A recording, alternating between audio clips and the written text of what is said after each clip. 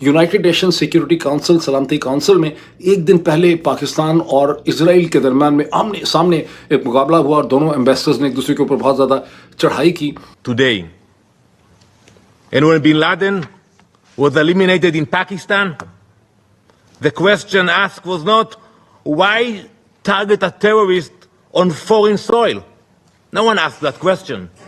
The question was why was a terrorist given shelter at all? Israel ने आलम इस्लाम को धमकी दे दी है, कहता है जी किसी को नहीं छोड़ेंगे। तो उसने उंगली ऐसे की, डैनी डैनन ने पाकिस्तान के सफीर पे उंगली की, आसम इफ्तिखार अहमद पे। ठीक है जी, आप तो दहशतगर्दों को रखते हैं, आप कौन होते हैं हमें बात करने वाले? आप देखें कल इसराइल के सदर ने वीडियो पैगाम दिया 11 सितंबर के हवाले से जो अमेरिका में हुआ, उसने कहा, उसमें पाकिस्तान को रगड़ा लगा गया, जुगते लगा गया। उसने कहा पाकिस्तान के साथ जो अमेरिका ने किया एबटाबाद में घुस के मारा, हम भी ऐसे ही घुस के इधर कतर उनको मार रहे हैं। और उन्होंने इस वाक़े को जो OBL का जो ऑपरेशन था पाकिस्तान का, उसको इससे रिलेट किया है। क्या ऐसी कोई रिलेट होता है? डैनी डैनोन जो है उन्होंने इसराइल की खेल ये कि वो ये कहते हैं कि जो हमास के नेगोशिएटर थे वो उसी तरह से दहशतगर्द हैं जिस तरह से उसामा बिन लादेन दहशतगर्द था। एक तरह से इसराइल ने पूरी इस्लामी दुनिया को धमकी दी है कि बारी सबकी आएगी, और मैं दावे से कहता हूं कतर के बाद अगला नंबर तुर्की का है। वो कहते हैं कि इसराइल के पीछे तो सब पड़ जाते हैं, लेकिन बाकी सब जगहों पे एग्जाम्पल उन्होंने ये दी कि जब उसामा बिन लादेन को पाकिस्तान के अंदर घुस के अमेरिका ने मारा तो सवाल ये नहीं उठा कि पाकिस्तान की सॉवरेनिटी की खिलाफ वर्जी हुई है, बल्कि सवाल ये उठा कि उसामा बिन लादेन पाकिस्तान और इसराइल के दरमियान में किस किस्म का फटा हुआ अक़वाम मुत्तहिदा की जो सलामती काउंसिल है, और वहाँ पर फेस टू फेस थे पाकिस्तान और इसराइल की तरफ से उनके एम्बेसडर डैनी डैनोन और पाकिस्तान की तरफ से एम्बेसडर आसम इफ्तिखार, जो बहुत अच्छी इंग्लिश बोलते हैं। डैनी डैनोन की अंग्रेज़ी तो मेरे से भी ज़्यादा बुरी है। अगर पाकिस्तानी को बोलता है इस किस्म की अंग्रेज़ी तो पाकिस्तान में फसादात हो जाने थे कि साजिश हुई है, पाकिस्तानी ऐसा भेज दिया जिसकी अंग्रेज़ी ठीक नहीं, ना एक्सेंट ठीक है उनका, ना उनकी वोकैबुलरी ठीक है। पर डैनी जो है वो डैनी डैनोन जो है उन्होंने इसराइल की खेल ये कि वो ये कहते हैं कि जो हमास के नेगोशिएटर थे वो उसी तरह से दहशतगर्द हैं जिस तरह से उसामा बिन लादेन दहशतगर्द था, जिस तरह से फ्रांस, बरतानिया और अमेरिका दुनिया के मुख्तलिफ जगहों पे दहशतगर्दों को मारने के लिए हमले करते रहे हैं। और फिर वो रेटोरिकल क्वेश्चन ये उठाते हैं कि उसामा बिन लादेन को, वो कहते हैं कि इसराइल के पीछे तो सब पड़ जाते हैं, लेकिन बाकी सब जगहों पर एग्जाम्पल उन्होंने ये दी कि जब उसामा बिन लादेन को पाकिस्तान के अंदर घुस के अमेरिका ने मारा तो सवाल ये नहीं उठा कि पाकिस्तान की सॉवरेनिटी की खिलाफ वर्जी हुई है, बल्कि सवाल ये उठा कि उसामा बिन लादेन वहाँ क्या कर रहा था, वो वहाँ पर क्यों मौजूद था। अब इसका एम्बेसडर आसिम इफ्तिखार साहब ने अपनी बहुत ही खूबसूरत किस्म की जो इंग्लिश है उसमें उन्होंने बड़ा दंधा शिकन किस्म का जवाब दिया और उन्होंने ये साबित किया, जिसको पाकिस्तान के अखबारों ने और तुर्की के अखबारों ने बहुत नुमायां तौर पर पब्लिश किया है, कि इसराइल एक बड़ी ज़ालिमाना किस्म की ऑक्यूपाइंग फोर्स है, इसराइल को इस किस्म की बकवास करने की हिम्मत कैसे हुई एंड ब्ला ब्ला ब्ला। तो वो सब कुछ उन्होंने कर दिया, लेकिन असल में एक बड़ी चुभती हुई किस्म की चीज़ थी जो इसराइली तो बेचारे को अंग्रेज़ी नहीं आती थी, शायद उसको पता नहीं था, वो वहाँ उसका जिक्र कर नहीं सका, वरना वो कर देता तो पता नहीं आसिम इफ्तिखार साहब क्या करते। लेकिन आई एम श्योर कि आसिम इफ्तिखार साहब के अंदर से उनको पता था और उनको बड़ा दिल में धड़का लगा हुआ होगा कि कहीं डैनी डैनन जो है इसी का जिक्र ना कर दे। और वो रियल ट्रेजेडी ये है कि जब उसामा बिन लादेन को अमेरिका ने एबटाबाद में मारा 2011 में, तो पाकिस्तान के उस वक़्त के सदर, जो दोबारा सदर हैं, जनाब आसिफ अली जरदारी साहब ने अमेरिका के एक अखबार में, गालिबन वॉल स्ट्रीट जर्नल में, फौरी तौर पे उनका ऑपेड छपा। बिल्कुल ऐसा लगता था कि पहले से ही ऑपेड उनका तैयार था, और उस ऑपेड में उन्होंने वेलकम किया इस डिसीजन को, अमेरिका को और दुनिया को उन्होंने मुबारकबाद दी। उसमें कहीं ये एलिमेंट नहीं था कि हमें अफसोस है कि आपने हमारी नेशनल सॉवरेनिटी की मुखालफत की।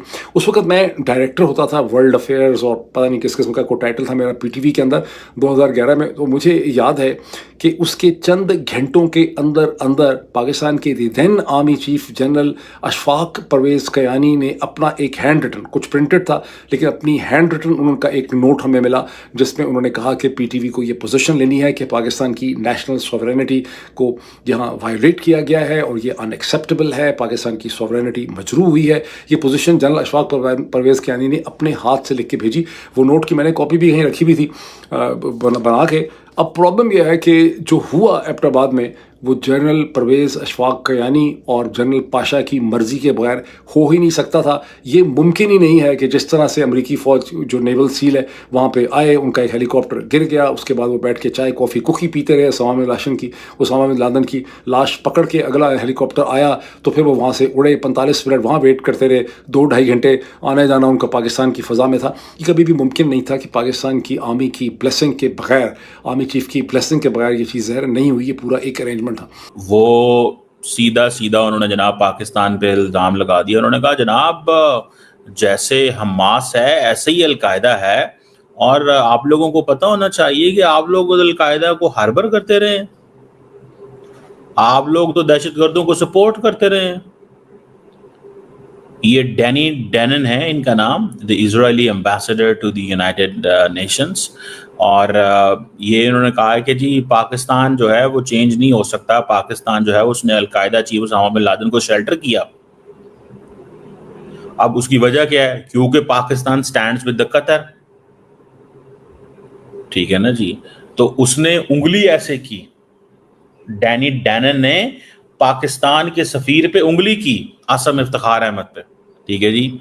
आप तो दहशतगर्दों को रखते हैं, आप कौन होते हैं हमें बात करने वाले? क्योंकि पाकिस्तान ने कहा है कि अच्छा पाकिस्तान क्या करता है, जाहिर बात है पाकिस्तान इस सिलसिले में इंडिया और इजराइल दोनों को क्लब करता है। पाकिस्तान इंडिया और इजराइल दोनों को क्लब करता है, और क्लब करने की वजह से मतलब ये चीज है। तो मुझे ऐसे लगता है कि that is something very very serious and dangerous.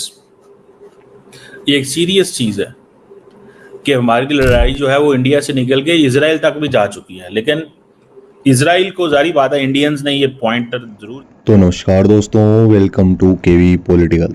दोस्तों हाल ही में हमास और पाकिस्तान दोनों का एक संबंध सामने आ रहा है धीरे धीरे, जिसके बाद इजराइल ने डायरेक्टली चुनौती देते हुए कहा है कि जिसने भी हमास के आतंकवादियों को अपने पास शरण देने का प्रयास किया, इजराइल उस हर देश के ऊपर बॉम्बिंग करके उन आतंकवादियों को वहीं मारेगा।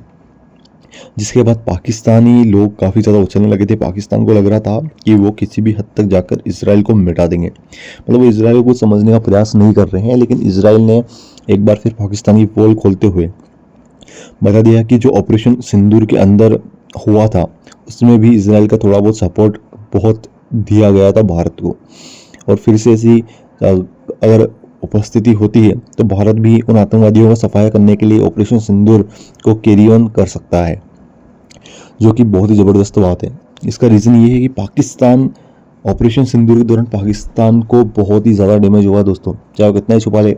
उसके 150 से ज़्यादा सैनिक मारे गए थे, उसके 6 से 7 एयरक्राफ्ट तबाह हो गए थे, उसके 11 से ज़्यादा जो ये वायुसेना के अड्डे थे वो कम्प्लीटली तबाह कर दिए थे भारत ने।